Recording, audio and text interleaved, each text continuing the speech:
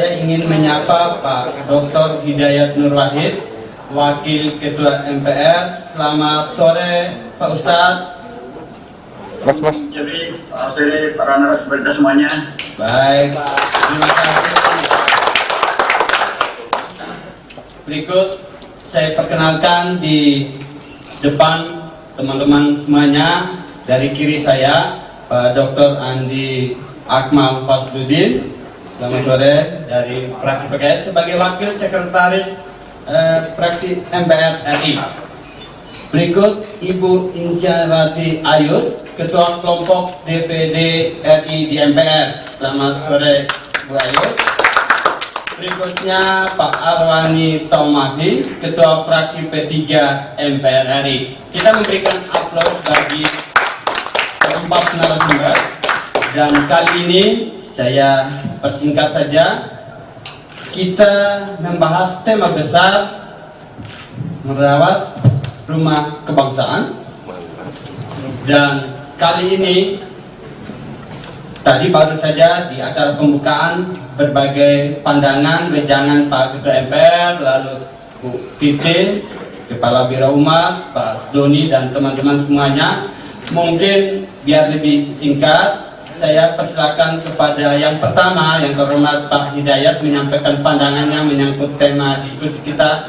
Boleh disinggung sedikit situasi kebangsaan, situasi saat ini seperti apa Pak Hidayat? Mungkin boleh menjadi wacana atau masukan bagi kami semua melihat potret Indonesia saat ini dan bagaimana rancang bangun bersama MPR ke depan. Silakan Pak Hidayat.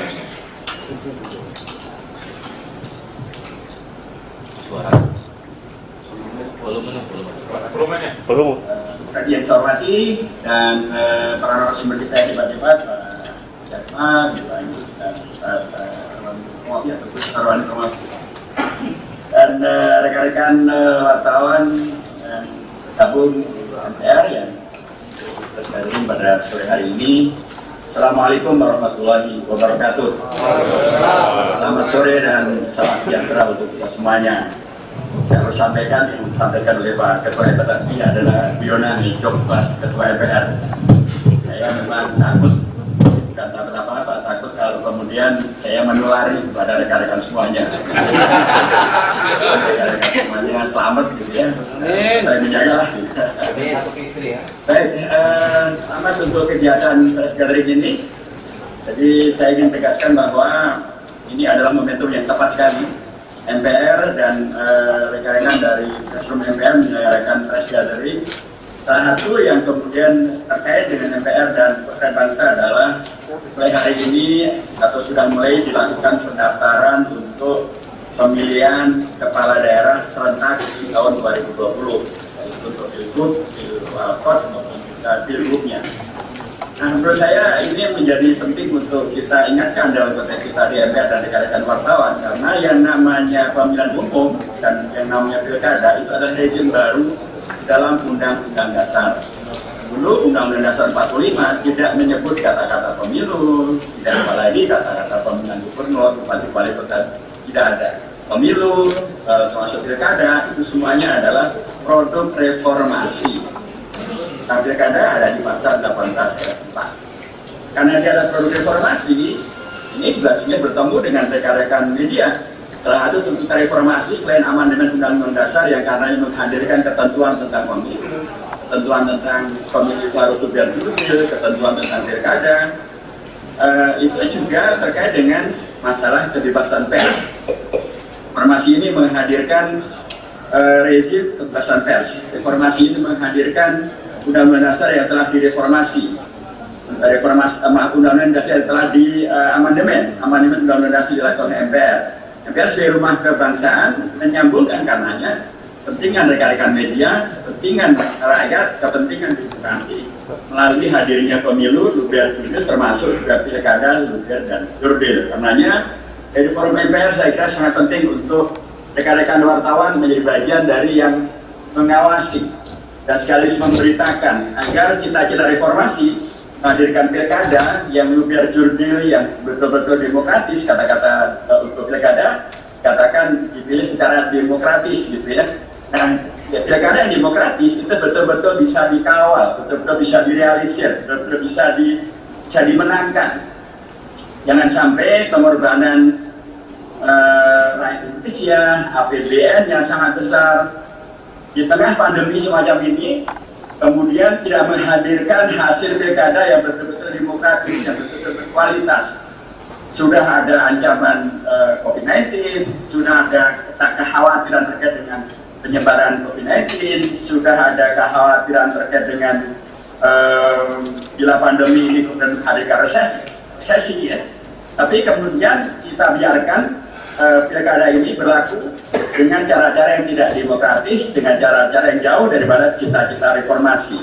Saya kira di sini peran rekan-rekan wartawan menjadi amat sangat dipentingkan. Bagaimana mengawal agar betul-betul pilkada yang akan di era COVID-19, di era kekhawatiran tentang resesi, di era di mana seorang Menko Polhukam Mahfud MD seperti seolah-olah sudah nyerah, tidak bisa kemudian dicegah terjadinya money politik, atau kemudian tidak bisa dicegah terkait dengan terjadinya kondisi di mana memungkinkan terjadinya penumpukan massa dan sebagainya. Ini tentu memerlukan adanya, tentu saya tidak yakin bahwa Pak Mahfud MD bermaksud untuk kemudian membiarkan terjadinya money politik atau terjadinya pilkada yang tidak demokratis karena jadinya money politik. Maksud beliau tidak begitu. Saya yakin maksud beliau adalah bagaimana ini diawasi supaya tidak terjadi money politik yang menghilangkan kedaulatan rakyat, yang kemudian karenanya akan menghadirkan pilkada yang tidak demokratis. Dan hasilnya pun juga karenanya tidak demokratis, tidak berkualitas, dan itu amat sangat menyedihkan. Kalau kemudian dengan biaya yang sangat besar, dengan risiko sangat besar terkait dengan COVID-19 di tengah keprihatinan besar resesi, dan kita membiarkan pilkada hasilnya sepenuhnya tidak sesuai dengan semangat reformasi dan bahkan jauh daripada harapan-harapan perbaikan. Tentu ini penting untuk dikawal oleh pilar keempat demokrasi yang bernama media, yang bernama wartawan, yang bernama pers.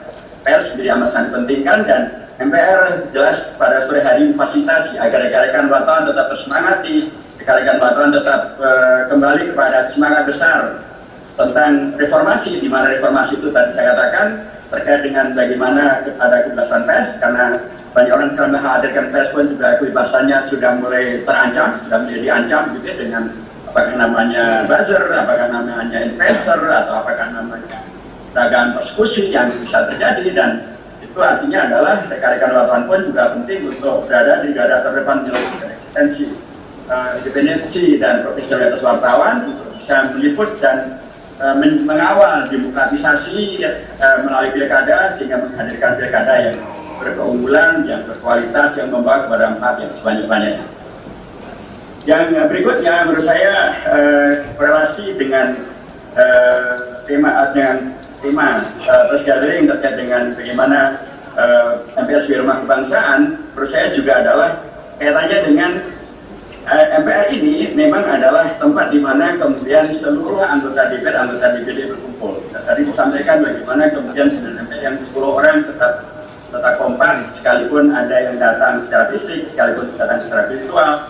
Tapi insya Allah kalaupun kami datang secara virtual, kami selalu mengikuti dan selalu memberikan masukan dan kontribusi yang terbaik bagi MPR. Saya hanya mengatakan bahwa MPR sebagai lembaga negara yang adem, ya, yang kompak, gitu ya, dan kemudian menghadirkan pimpinan yang juga kompak dari beragam partai politik dan beragam kelompok anggota DPD, hanya menandakan bahwa sesungguhnya bangsa ini mempunyai modal yang sangat kuat, bahwa di tengah tantangan apapun, ancaman apapun, kita tetap bisa, insya Allah kita akan tetap bisa mengatasi kalau kita mengkapitalisasi dengan baik modal besar yang kita miliki. Modal besar itu namanya Pancasila, modal besar itu namanya NKRI, modal besar itu namanya Undang-Undang Dasar Negara Republik Indonesia, dan modal besar itu namanya Bhinneka Tunggal Ika. Inilah 4 pilar MPR ini.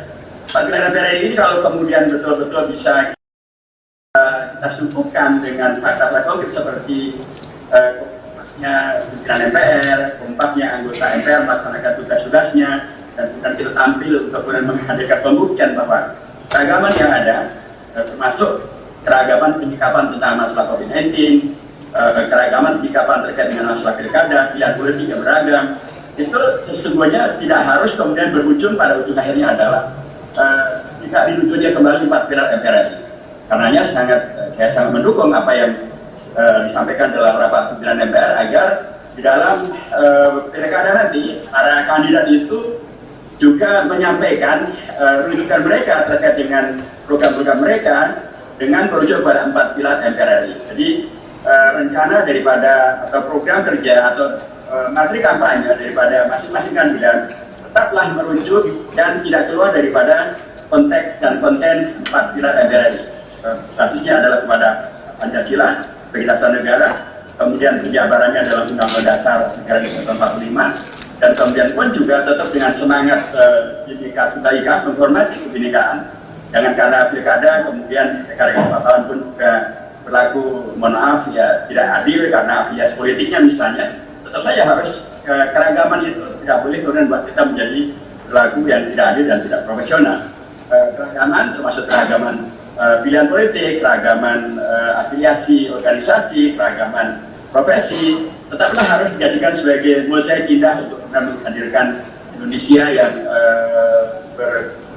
yang demokratis di era reformasi dan tetap kemudian berada dalam lingkungan NKRI. Jadi saya sepakat bahwa hanya setiap kandidat baik itu untuk pilgub, pilgub maupun pilwalkot, hanya dalam kampanyenya selalu merujuk dan tidak keluar dari bingkai 4 pilar MPR RI. Jadikan Pancasila sebagai dasar negara dan kemudian Undang-Undang Dasar Negara 45 sebagai rujukan nasional daripada Pancasila itu sendiri, dan kemudian semangatnya adalah tetap Bhinneka Tunggal Ika, beragam-ragam pilihan politik, beragam-ragam orientasi calon, tapi tetap saja kita ada satu bangsa dan tidak boleh pilihan-pilihan membuat kita menjadi terpecah belah.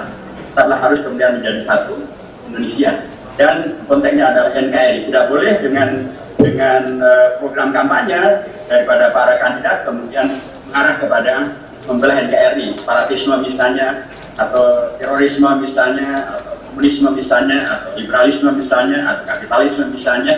Hal yang akan membelah NKRI harus kemudian tidak diperbolehkan untuk menjadi bagian daripada materi kampanye. Dan sekali lagi yang terakhir saya katakan bahwa tugas media, Kasih Watan adalah mengawasi, memastikan, mengingatkan agar semuanya betul-betul, bahkan dalam konteks pilkada, kampanye pun harus berada dalam konteks semangat reformasi dengan menghadirkan komitmen terhadap 4 pilar MPR RI ini. Dan kalau itu kita lakukan, saya yakin kita sedang bersama-sama mempersiapkan satu pilkada yang berkualitas untuk kemudian bisa menghadirkan hasil yang berkualitas. Kalau demikian yang terjadi, maka insya Allah kita akan menatap tahun 2045, 100 tahun Indonesia Merdeka, dengan tatapan yang percaya diri, alat tegak, dan penuh dengan kesiapan yang baik, karena kita tahu insya Allah proses menuju 100 tahun Indonesia Emas itu jalani tetap dalam bingkai Pancasila, Undang-Undang Dasar Negara 45, NKRI dan Bhinneka Tunggal Ika. Jadi itulah 4 pilar MPR RI, dan MPR sebagai rumah kebangsaan sangat berkomitmen untuk terus menggaungkan, mengingatkan, dan bersama dengan rekan-rekan media untuk terus mensosialisasikan, sehingga ini akan menjadi ideologi nasional, ideologi bangsa Indonesia yang dilakukan oleh siapa saja, baik itu rakyat maupun kandidat, baik itu kandidat pilgub maupun juga pilwalkot, maupun juga partai-partai pengusungnya maupun juga. Saya kira demikian, Bung Freddy, terima kasih dan dapat melanjutkan. Sebelum saya buka sesi tanya jawab, Pak Hidayat barangkali ada tambahan atau respon? Silakan Pak Hidayat. Sedikit saja saya kira tadi yang disampaikan oleh Ibu Iin. Terima kasih untuk pengingatannya Ibu. Dan sesungguhnya di pimpinan kita ada dari unsur DPD, ya, Pak Al-Habib Fadil Muhammad. Sesungguhnya aspirasi semacam itu juga sangat baik kalau kemudian juga selalu disampaikan kepada beliau agar juga disampaikan pada waktu rapat pimpinan MPR RI.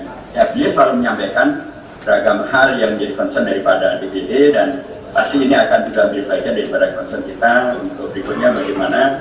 Apalagi kan kita kemarin juga ada pembahasan tentang kemungkinan pembentukan, kalau di DPD sudah ada Dewan Kehormatan Dewan Kehormatan Majelis ya, atau Dewan Kehormatan Badan Kehormatan Dewan. Kalau di DPR ada Majelis Kehormatan Dewan, Badan Kehormatan Majelis Kehormatan Dewan. Kalau di DPR, justru MPR kita belum punya. Memang ada pada pas itu ada TAP MPR yang membentuk ada semacam komite etik gitu ya, yang tapi itu dibentuk untuk yang terkait dengan masalah yang bersifat ad hoc. Padahal kan pembentukan daripada kehormatan dewan itu kan merujuknya pada TAP MPR nomor 6 tahun 2001. PMPR yang membentuk TAP itu malah belum mempunyai majelis kehormatan yang bersifat permanen. DPR malah sudah punya, DPD yang paling muda sudah punya. Wajarnya bila MPR juga punya. Jadi punya bukan dalam bentuk ad hoc, tapi punya dalam bentuk permanen karena TAP MPR permanen. Dan beragam hal yang terkait dengan kehormatan anggota MPR atau kehormatan MPR juga sifatnya sesungguhnya adalah tidak ad hoc, tapi dia bersifat permanen harian. Karena kegiatan kita di MPR juga harian, terkait dengan sosialisasi juga harian, terkait juga dengan kegiatan badan dan komite kajian ketatanegaraan juga harian, kegiatan pimpinan juga harian. Jadi wajarnya bila langsung ada dialog nasional tentang pembentukan Mahkamah Etik bersama dengan MPR, bersama dengan KJ, bersama dengan DKPT dan sebagainya. Wajarnya MPR sudah mempunyai badan kehormatan majelis ini secara permanen, sehingga kalau kita nanti bicara ya kita bicara dengan kepala tegak juga karena kita sudah punya. Nah, itu kemarin diputuskan dalam rapat pimpinan yang terakhir untuk kemudian dibahas lebih lanjut tentu saja melalui rapat pimpinan karena rapat gabungan saya karena pasti akan memerlukan setujuan daripada pimpinan fraksi dan atau kelompok anggota untuk kemudian disiapkan termasuk beberapa berikutnya terkait dengan masalah tertib, terkait dengan anggaran dan sebagainya. Saya kira memang ada kewajaran untuk kemudian selenggarakan rapat pimpinan untuk beragam ini termasuk kita yang tadi disampaikan bagaimana yang telah dilakukan oleh pimpinan.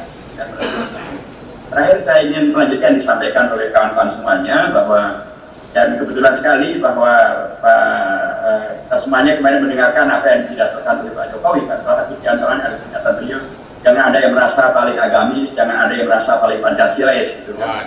Dan di belakangan memang ada beragam hal yang layak, pernyataan itu layak untuk didalami lagi karena ada menteri yang sekarang ini segala-galanya harus kemudian dilakukan sertifikasi, kemudian pun juga ikuti masjid dianggap sebagai pintu untuk radikal.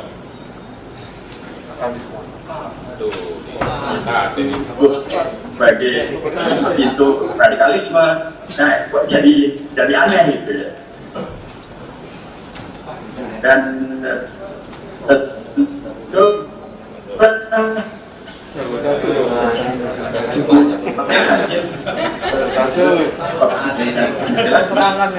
kemarin ada Jiro sebentar kan di RUU HIP itu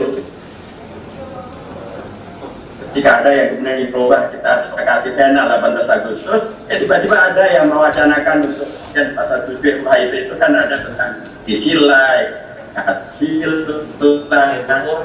namanya pun juga ada yang pasal-pasal itu dirubah menjadi ketuhanan saja atau ketuhanan yang berbudaya, ketuhanan yang bahasa itu berada, manhaj adil dan beradab. Jadi menurut saya dengan pilkada sesungguhnya kalau kita kembalikan kepada usulan dari pimpinan MPR tadi semuanya kembali kepada pimpinan MPR ini, maka insya Allah pilkadanya akan menjadi pilkada yang kualitas, tidak merasa menjadi paling agamis, tidak juga merasa menjadi paling Pancasilais, tapi mari belum mengamalkan Pancasila, mari berlomba-lomba menetap supaya kita betul-betul berada di Indonesia yang NKRI, yang tidak mereka ini, dan menghadirkan kalau dengan rekan-rekan ada di depan, berarti seluruh daerah kita akan ada di situ, adil, sejahtera, dan bersatu. Jadi ada DPD, ada keadilan sejahtera, adil dan sejahtera, tapi tetap bersatu dengan dan selamat menyaksikan. Baik, terima kasih Pak Hidayat. masih punya waktu beberapa menit ke depan. Saya buka sesi tanya jawab kepada peserta. Silakan mengajukan pertanyaan atau komentar. Pertanyaan ditujukan kepada, ya boleh. Silakan. Silakan. Ya. Oh ya, Pak John dulu, Pak Erwin, baru Pak Rijal. Silakan Pak John. Baik, assalamualaikum warahmatullahi wabarakatuh. Ya Pak Hidayat, secara virtual ya. Assalamualaikum Pak Hidayat. Menarik apa yang disampaikan terakhir tadi terkait dengan perkembangan aktual akhir-akhir ini. Ketika partai politik sekarang sengit-sengitnya berjuang untuk ke pilkada, emang terjadi semacam gesekan-gesekan. Untuk itu saya berharap sebenarnya MPR ini memberikan peran yang lebih. Nah, artinya apa? Kalaulah misalnya partai politik sekarang dengan kekuatan oligarkinya bisa menentukan calon-calon ke daerah, sementara MPR menggaungkan bagaimana kita kegotong royongan diutamakan. Sementara pilkada ini nyata-nyata sekarang sepertinya mulai menggeser nilai-nilai kegotong royongan. Pak Andi Pasmudin itu mengatakan adanya calon-calon yang tidak ada lawan. Ini sangat tidak baik untuk kegotong royongan. Seolah-olah ada kekuatan tertentu yang mendominasi, sehingga kita tidak merasa sebagai anak bangsa yang sama hak politiknya, sama hak pencalonannya. Bahkan menggumpal menjadi semacam kekuatan politik. Ini membuat kesulitan kita dalam mengembangkan demokrasi. Nah, ini saya meminta MPR apa sumbangan pemikirannya, supaya jangan lagi terjadi misalnya manusia melawan kotak. Itu nggak ada dalam definisi politik yang disebut kompetisi. Kompetisi itu antar manusia. Hampir tidak ada di dunia yang namanya manusia berhadapan dengan benda.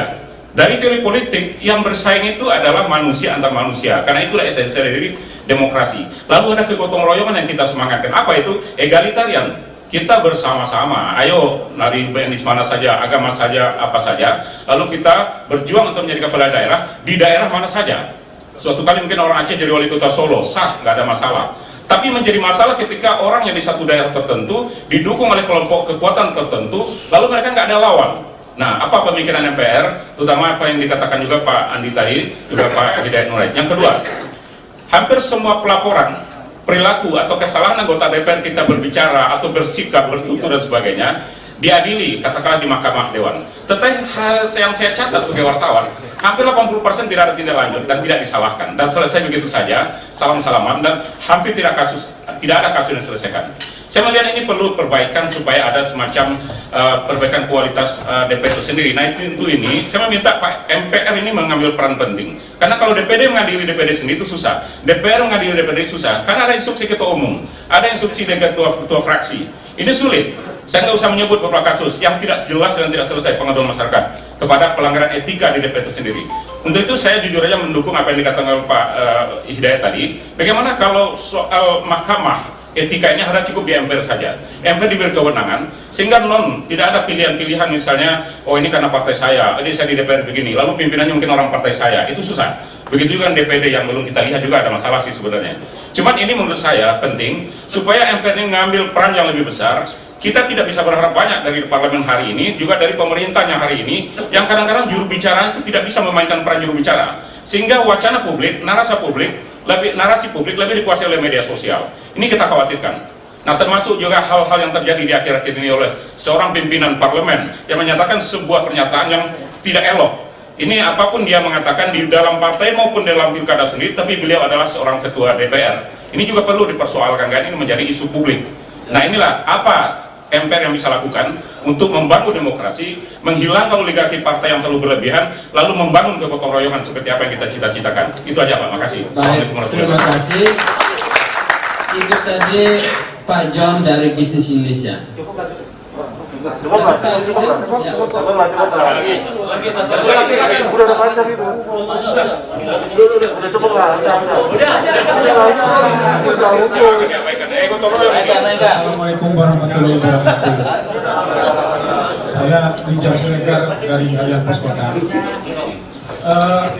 Kalau saya melihat Bhinneka Tunggal kita sudah mulai kuat, tapi yang paling penting adalah bagaimana rasa nasionalisme. Apabila rasa nasionalisme tidak ada, maka tidak akan ada Bhinneka Tunggal Ika. Pintu masuk itu adalah nasionalisme, bukan Bhinneka Tunggal Ika. Kalau Bhinneka Tunggal Ika itu ada di dalam rumah, tapi rasa nasional itu kebersamaan semua. stage. Mengenai isu sekarang, di mana Ibu Puan Maharani terus terang aja nggak usah sindir-menyindir, dia mengatakan bahwa dia tidak nasionalis kepada mantan provinsi Sumatera Tengah, yaitu Sumatera Barat. Saya sebagai mantan warga Sumatera Timur yang sekarang menjadi Sumatera Utara tidak tersinggung apabila Sumatera Utara, karena pemimpin-pemimpin dulu Sumatera Timur. Artinya kita jangan mempersulit, jangan memperkeruh suasana. Sindir sana, sindir sini, kayak banci gitu loh. Kita harus bersikap. Apa yang harus dilakukan DPD, misalnya Pak Lanyala Mataliti itu sebagai ketua DPD, dia sikapnya apa untuk mengkanal persoalan-persoalan itu? Itu ada pertanyaan. Supaya ke depan tidak lebar ke sana, lebar kemari. Ini negara loh, bukan ecek-ecek. Assalamualaikum warahmatullahi wabarakatuh.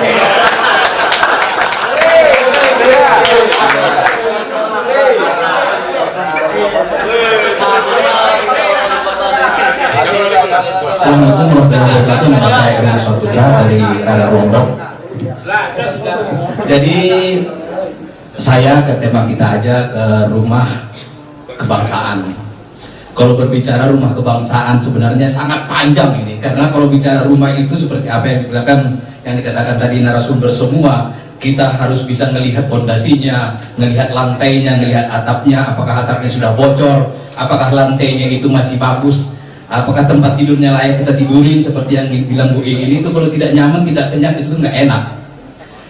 Pertanyaannya saat ini, saya agak sedikit mengkritik MPR. Kenapa saya katakan demikian?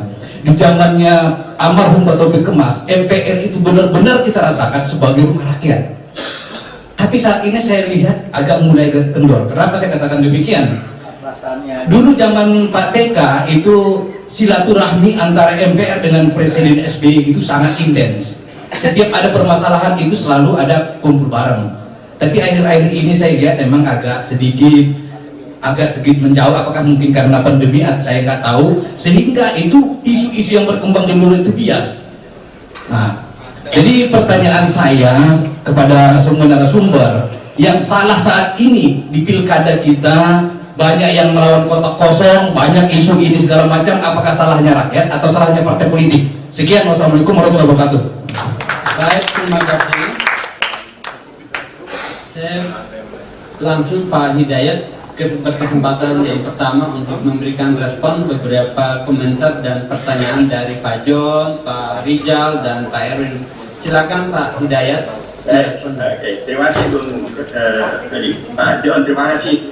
Apa pikiran MPR? Kalau menurut saya sih salah satu di antara yang bisa dilakukan adalah kembali kepada pasal 18 dari Undang-Undang Dasar dengan masa pilkada, yaitu diselenggarakan dengan cara yang demokratis. Nah, cara demokratis bukan berarti kemudian menjadi demokrasi tanpa aturan, tapi tetap saja ada aturan. Beragam kondisi yang tadi Anda sebutkan, salah satu di antara sebabnya karena persyaratan yang terlalu tinggi untuk mencalonkan calon presiden maupun mencalonkan calon gubernur dan bupati dan wali kota. Misalnya untuk di Solo itu misalnya, atau di tempat yang lain, itu persyaratannya minimal sesuai dengan tentu dengan posisi daripada masing-masingnya, minimal ada 9 kursi misalnya. Kalau saja misalnya syarat itu cukup 5 kursi misalnya, tentu calonnya tidak akan hanya ada 1, karena PKS juga bisa mencalonkan. Tapi karena dipatok calon syaratnya 9 kursi, dan kemudian partai-partai yang lain sudah bergabung kepada kepada kandidat, tentu yang lain tidak bisa, PKS tidak ngejar untuk mencalonkan. Demikian juga misalnya terkait dengan pilpres ya, karena terjadinya yang dikhawatirkan terkait dengan pembelahan itu karena thresholdnya terlalu tinggi 20%.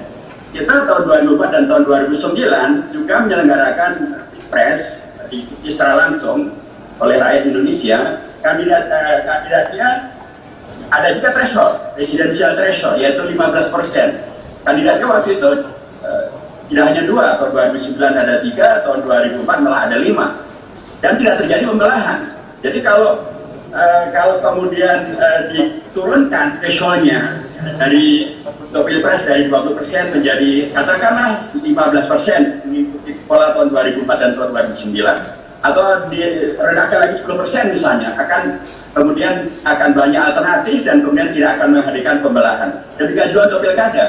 Kalau kemudian syarat itu diturunkan, ya misalnya untuk pilgub dan pilwalkot misalnya, katakanlah setara dengan persen misalnya, kita akan banyak yang akan bisa mengikuti. Sehingga kemudian dengan cara itu maka kemungkinan terjadinya kota kosong akan kemudian dengan sendirinya tereliminir. Jadi kota kosong itu diantaranya terjadi karena persyaratan yang juga terlalu tinggi itu, sehingga tidak memungkinkan partai yang lain dengan suara seperti di Kabupaten Bandung misalnya, PKS punya 10 kursi, tapi syaratnya 9 kursi, kami tidak bisa maju sendirian.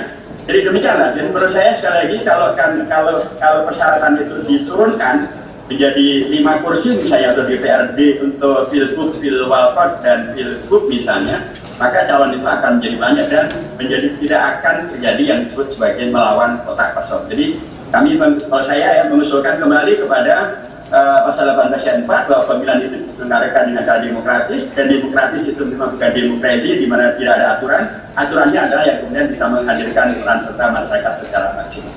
Yang kedua terkait dengan masalah Mahkamah Kehormatan Dewan.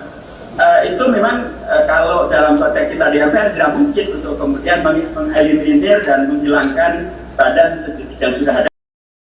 yang sudah ada di DPR, karena masing-masing badan itu di keabsahannya sudah dilegalisir oleh Undang-Undang MD3 maupun juga tata tertib daripada masing-masing lembaga. Kami Anda tidak punya kewenangan dan intimidasi mereka.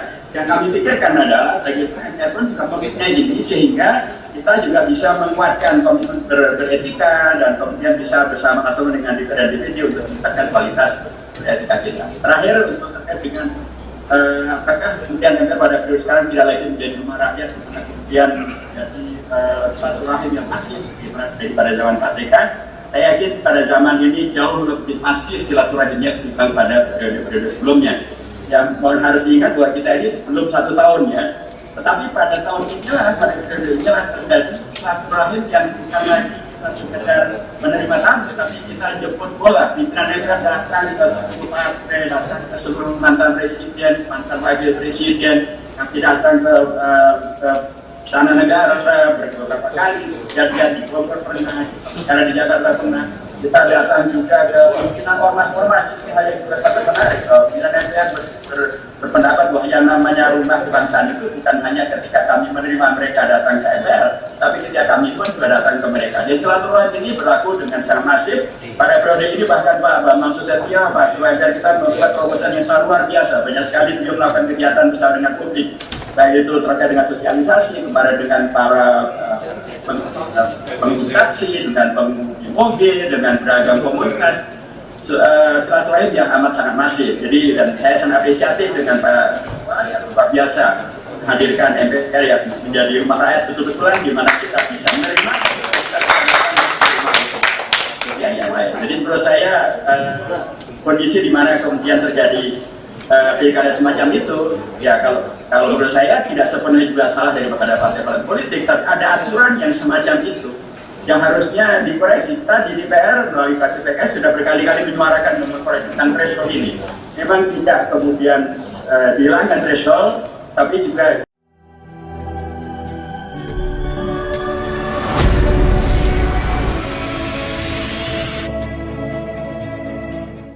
sudah lawan kota kosong kalah pula akan tidak nyaman.